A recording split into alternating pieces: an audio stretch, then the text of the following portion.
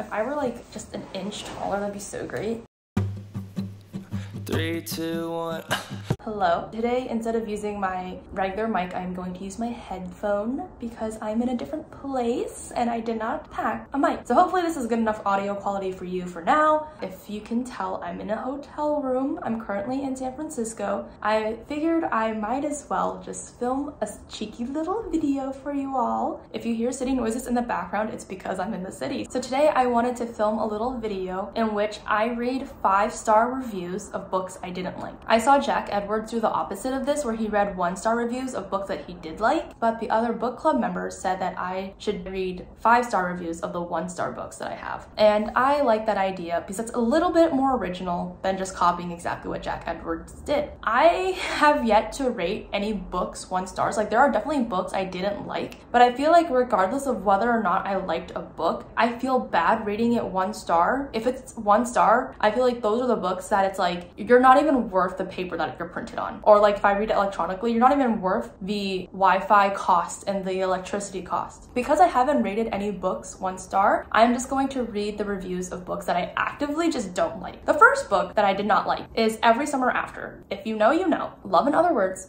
is my favorite book. It's not my favorite book, but it's like my favorite book. Because Love in Other Words is my favorite book, Every Summer After is basically the same thing in a different font, and it did it worse. So I actively dislike it because it's like not original to me. It literally screams Love in Other Words and The Summer I Turned Pretty. If both those books made a baby, Every Summer After would be it, except it'd be the worst parts of both of those books. As you can tell, I'm actively not a fan. And here's the thing, I rated the book a 3.25 because like for what it is, it was fine, but like it wasn't good. It wasn't Love in Other Words. It got a Goodreads Choice Award. You're joking. You're actually joking me. So I'm going to read 5-star reviews. I feel like this video, you'd think that after reading 5-star reviews, it would like perhaps change my mind. I'm a stubborn gal. I may be little, but I am stubborn. Here's exactly what I said. Everyone says this, but this is Love in Other Words set in Cousins Beach, all the way down to the 2 brothers in the vacation beach house. Yeah, it is. And I hated it because it's like, be original. You know what I mean? It's not that hard. I mean, it's kind of hard because there's very little original thoughts nowadays. If you're gonna do that, do it better. If it was Love in Other Words, but it was better, oh, I'd have no complaints. It'd be my new favorite book. But it was worse. It was a lot worse. Reading reviews, they're all like, oh, I love this book. And I'm like, great. What about it?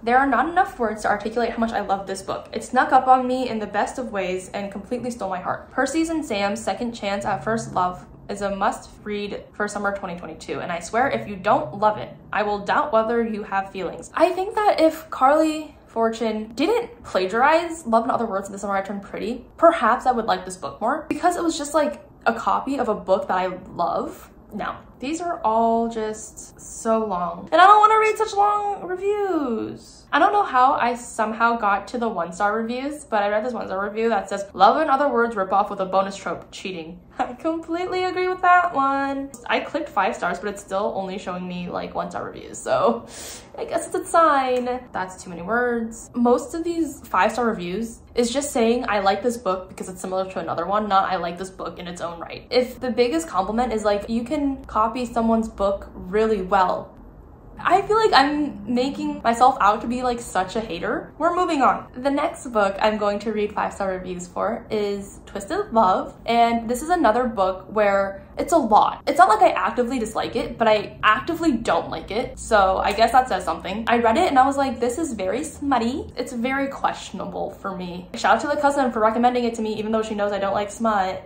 Thanks. This book has a 3.73 average. Holy shit. Okay, so I reread this book and oh my god, the amount of butterflies I got, unimaginable. Girl, butterflies from this book? You're joking. This book gave me nothing but the need to take a shower. I felt dirty after merely reading this book. Butterflies? I don't get it. I don't get it. This quote is good. I will give it to this person. But you are the only woman I have eyes for. Your enemies are my enemies. Your friends are my friends. And if you wanted, I would burn down the world for you. Like I said in my trope video, I feel like I do like the bad boy I Hate Everyone But You vibe, but this one was like to the extreme where it was just really dark, and it's a dark romance. I get it. Like I said, I'm too fragile. I'm too wholesome. I want a golden retriever, a nice little boy, not a boy who will literally kill people. This 5-star review literally just says, definitely interesting with this emoji. That's such a polite way to say that this book was just sex. This 5-star review blocking the singing part. That's so funny. The singing part was just so unserious and it was so out of place, and I was just like, what is going on? Like, is this really happening right now? That's crazy. I like the I Hate Everyone But You trope, but it's just like this one was too far. It was too far. I think for me, the line is crossed when murder is approached at all, even in the slightest. 5 stars. Ugh.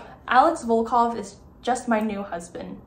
Are we sure? Are we sure that's who we want to marry? I mean, I guess if you're ever worried about anything harming you, it's a good idea, but like perhaps if you want to stay out of jail, not a great choice. Also, I want to say this video is all for funsies. Don't take anything I say seriously. I don't mean to offend anyone. Just a silly little girl on the internet talking as she does quite a bit. This is one of those books that I wish I never had to finish. The beginning may have been a little slow, but it was completely worth it. This is also for sure one of the books I question why it took me so long to read. I will say for me, this is a book that I wish I never even had to start. I feel like just for fun, I'm gonna throw some 1-star reviews in there because that's too many words. This one I retweet. Love this review. People who said this book was good lied. Simple as that. It's so true. This next comment, I was gonna give this book 2 stars, but then my dude started singing and I simply could not. This book had me, and then he started singing. I literally did not sign up for a murder mystery. And why did he sing? Horrific. Yeah, all of these 1 stars are so funny. They're so good. With peace and love, I want my $4.99 back and damages paid for the time spent abusing my brain cells and withstanding the cringy one-liners. Yep. This is not changing my opinion on any of these books whatsoever. The next book I'm going to read 5-star reviews for is Chain Letter. This was part of my I Read Books Swifties Recommend video. This was a book someone recommended. I mean, it was like fine, right? Not my cup of tea. I don't typically like thrillers or anything scary. I rated this book a 2.5. The average rating on Goodreads is a 3.67. I don't have strong opinions about this one, so perhaps my opinion can be swayed a little bit with reading 5-star reviews. I don't get this review, but it is a review, and it says, "We were some fucked up scuzzballs in the 80s, Joan." I wasn't born in the 80s, but perhaps. A lot of these books I feel like are people who are older, and this book was released when they were younger. They're saying that it like is very nostalgic to them. They read them when they were a kid. I get it. I feel like books that I read when I was younger, even if they were absolute garbage, I would still say that they were good based on nostalgia alone. To All the Boys, or like The Summer I Turned Pretty, are not great books. Like, they're not super well written, but I feel like we like them because we read them as kids, and when we were kids we liked them, so it's like all nostalgia. Here's the thing, because when I read this book, it was a 2-parter and I read both parts without realizing that they were 2 separate books. I will say I did like the first book better than the second book. At the end of the second book, it went from realistic thriller to, and now there's voodoo and ghosts and whatnot. And I'm like, where did this come from? We were just in the real world, and then now all of a sudden there are dead people coming back. I just didn't like that transition, I guess, because I feel like if it was based in reality the whole time, I would have liked it to stay that way. But if it was gonna be supernatural, there should have been more hints about it throughout the book. A lot of these are just like very suspenseful, classic Pike. Like I said, like I don't have super strong feelings about this book. I did read it, that was it. My rating didn't change, but I do understand why people like the book because they read it when they were kids. The next book is Strange Weather in Tokyo. This book I actively was like, why?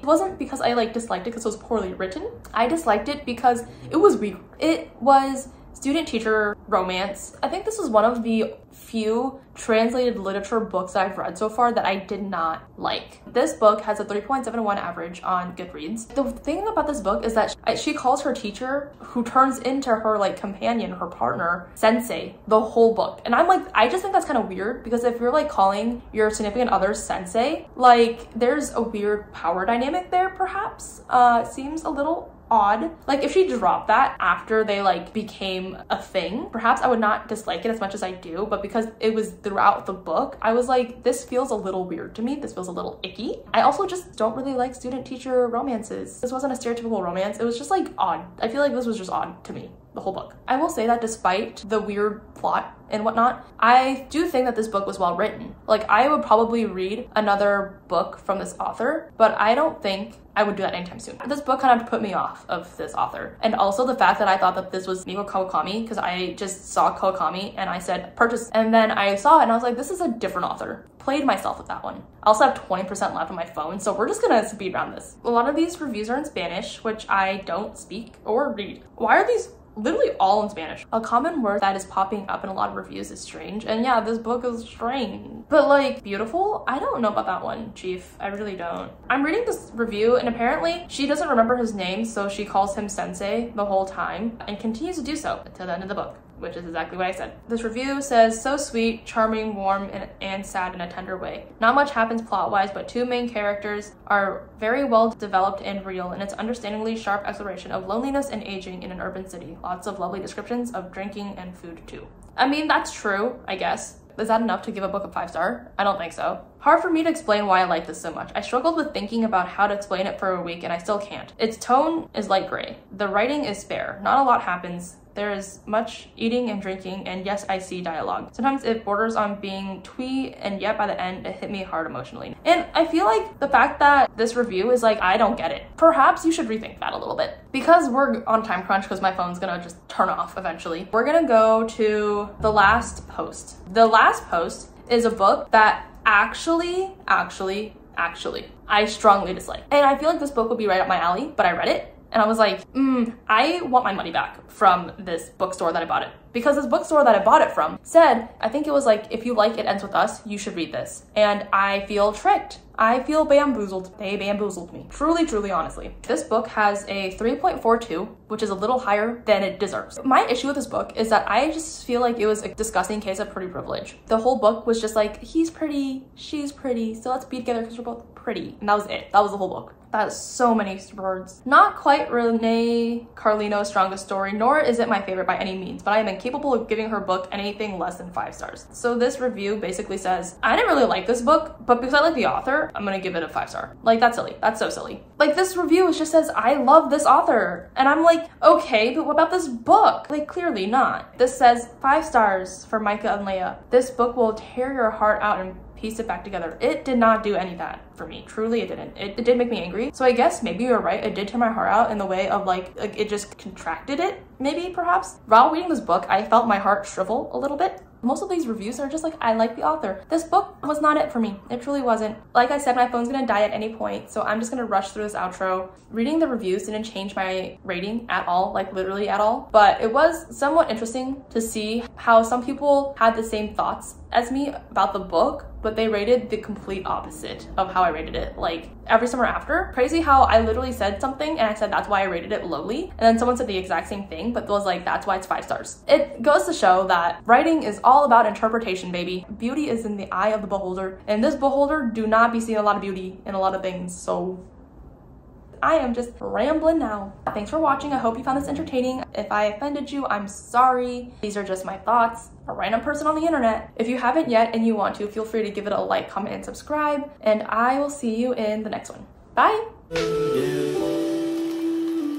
I'm gonna do the flip side of this, the same video that Jack Edwards did where he read 1-star reviews of his 5 stars. So I feel like that is going to be so interesting for me to read 1-star reviews of Love in Other Words. And it's all gonna be by Carly Fortune lovers and being like, this is the same thing as Every Summer After. And I'm gonna be like, well, it was written first.